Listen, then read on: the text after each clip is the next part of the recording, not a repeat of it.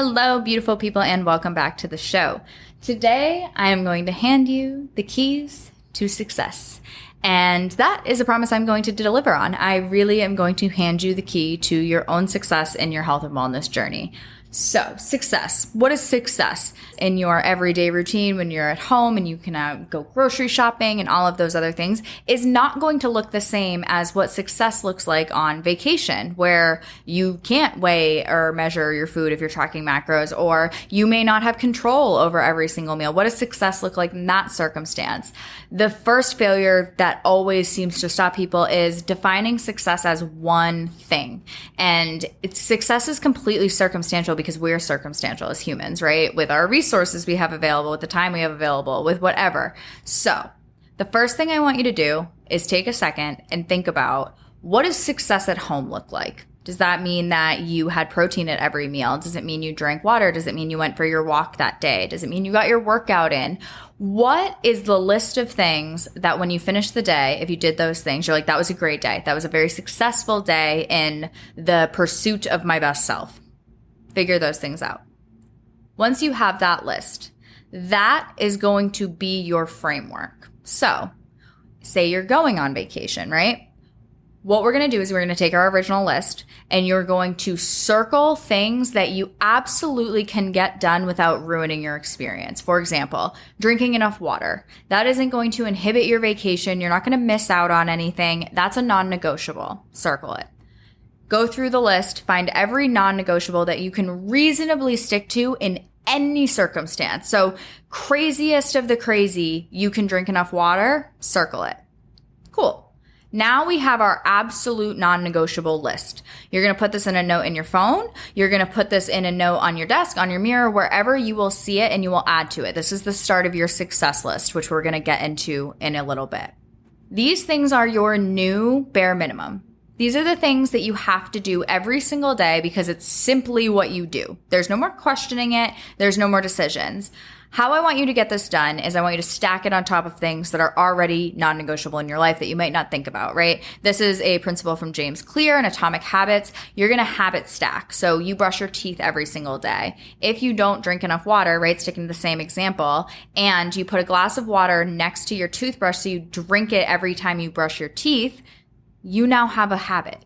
It's simple, it's easy, it's not hard to implement because it's stacked on top of something else. I want you to stack all your non-negotiables. Figure out the easiest way to get those things done in a way that you will be reminded and it will be obvious if you're choosing not to do it. If you have to reach past the glass of water to your toothbrush without drinking the water, you know you didn't drink the water. That's all we really want here is the reminder. And then from there, I can't put it in your hand. Put it in your hand and drink the water.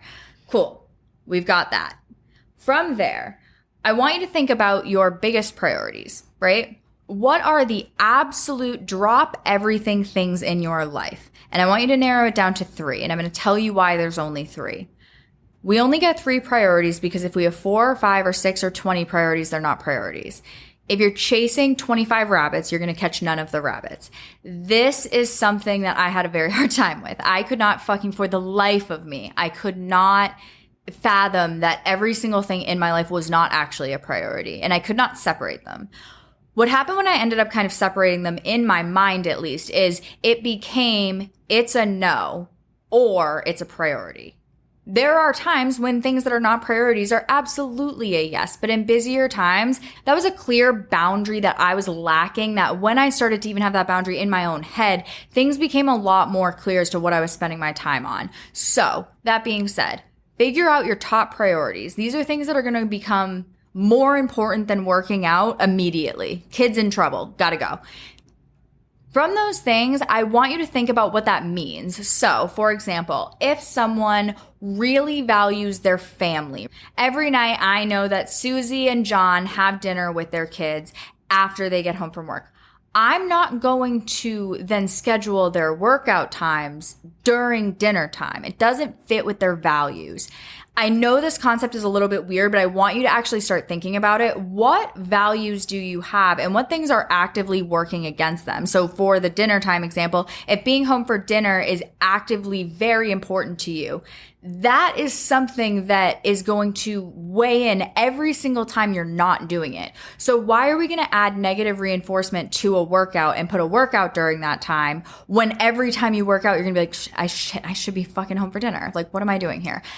That's not going to help. That's not going to help implement the habit. So what we have to do is a lot of reflection. And none of us like doing that. It's not fun. I didn't claim it was fun. Once you have reflected and been uncomfortable and been like, oh shit, then if you really need to take it a step further and really break down how you're spending your time, you're going to do the 15-minute exercise. So 15-minute blocks all through the day from the time you wake up to the time you go to sleep. You're going to create a chart.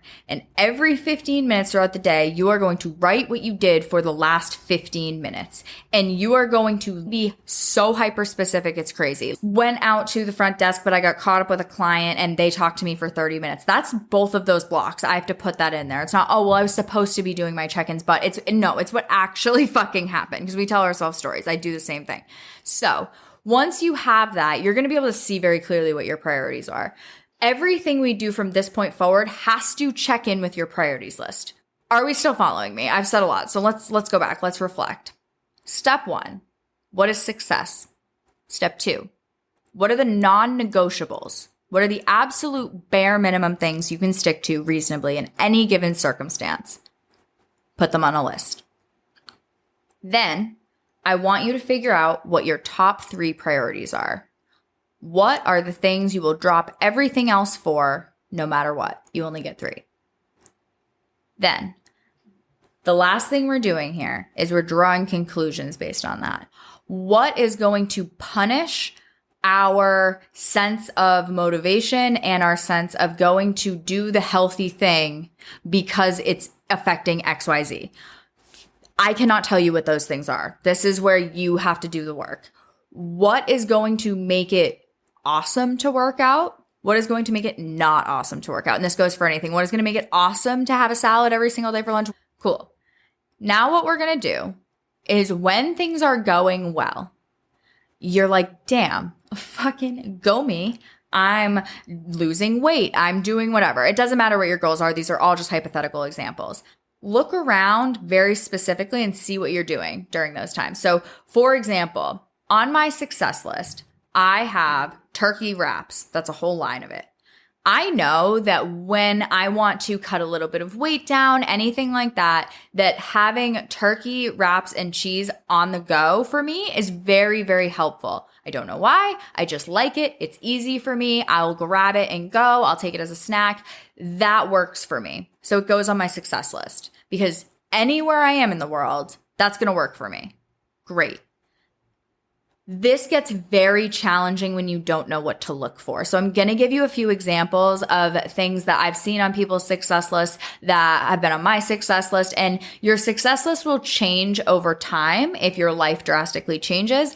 But for the most part, the success list that you have at any given moment should reflect things that you can do anywhere, anytime. And it shouldn't matter. These things always work for you. The purpose of this is that you have built over time a map to your success. These are the things that I do when I feel the most aligned with my goals. These are the things that I do not do. These are the things I avoid. This map is not meant for the good times. What is going to happen is you are going to fluctuate through life like we all do. You're going to have really fun times in life and really hard times in life. During those hard times that maybe we find ourselves off track due to whatever the circumstance, this is your map back. What am I still doing that's on this list? What have I not done lately that I was doing that's on this list that I know works for me? This is your litmus test. Are you on track? How are you doing? Okay, if you're on track, on your success list, it says that you always have to drink at least 30 ounces of water before noon if you want to drink all of your water by the end of the day, right? Are you doing it? It's binary. It becomes yes or no. And that is the key, is that when we do all of these fad diets, which I know that a lot of you listening, like myself, have been on every fad diet. And the thing with it that I hate to fucking admit, I hate it. I hate it every second it leaves my lips. There are little bits of good in all of these diets that we try. We can take the silver lining from this. Throughout the South Beach, Atkins, warrior diet mess of a life that I've gone through, there are little things from each of those plans that actually really worked for me and that I learned worked for me. When we can piece those things together in a way that's completely personalized and we can refer back to it, suddenly you don't need the latest diet book because you wrote the diet book for you. You wrote it on you, and you don't have to know anything about nutrition or working out or anything more than you do right now. And you have the plan. You have the map. You have every single action step. So when you do this, depending on how hyper organized you are, right? The success list has to be a few things. It can be a lot of things, but it has to be a few.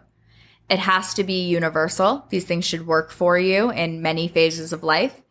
These things should be somewhere where you will see this list and update it accordingly. I want this to be an active thing that you put things into and, oh, that was a good note, and jot it down. This should be a very dynamic and active and involved thing that you check in on. However that needs to happen for you is up to you. The success list then has to, in a way, be categorized depending on the circumstance. For example, things that do work, things that do not work. That's like the simplest version. Depending on how organized we are, you can make this a lot more in depth. So for example, I love a list. I am so listy. Everything's a post-it, everything's a list, everything. It's fucking absurd, the amount of lists I have. It's just chaos, disorganized organization that works for me. So that being said, because I am the queen of lists, my success list is separated by snacks that really work for me. Things I have to do before noon to reach X goal. For example, if I don't eat like 20 grams of fiber by the first half-ish of the day, by the second half of the day, it's going to be very hard for me to catch up. Those types of things. Then I have very specific like routines. Like for example, I got really into going to the 5 a.m. class of CrossFit way back when I started for a really long time, very consistently. And because I was on such a consistent schedule with it, I actually ended up loving it because I got very used to it. So that was something that really worked for me. I felt like I had more of the day. I felt like I started the day healthier. I felt like I had longer to relax in the morning. Like those types of things worked for me in my headspace. So that was on the success list.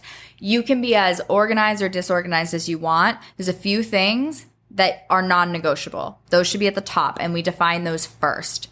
So just to kind of go back, your success list as a basic kind of concept is just a list of the things that work best for you. We build to this list when we feel good. We compare against this list when we don't feel so good. It's the map to your success for you and your values. Your values cannot contradict your success list. So if being home for dinner is important, working out during dinner is not on the success list. That's not what we're doing. All right.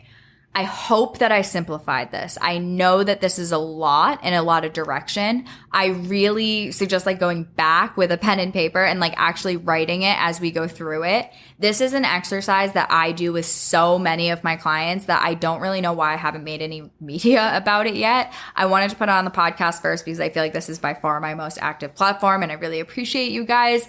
So that being said, if you have questions, if you have anything that you need to ask, feel free to hit up my Instagram. It's at hmaewalsh, HMAEWALSH. Otherwise, I will see you in the next one. You guys are the shit and you've got this, and now you have the key to success. So what's stopping you? What's stopping you?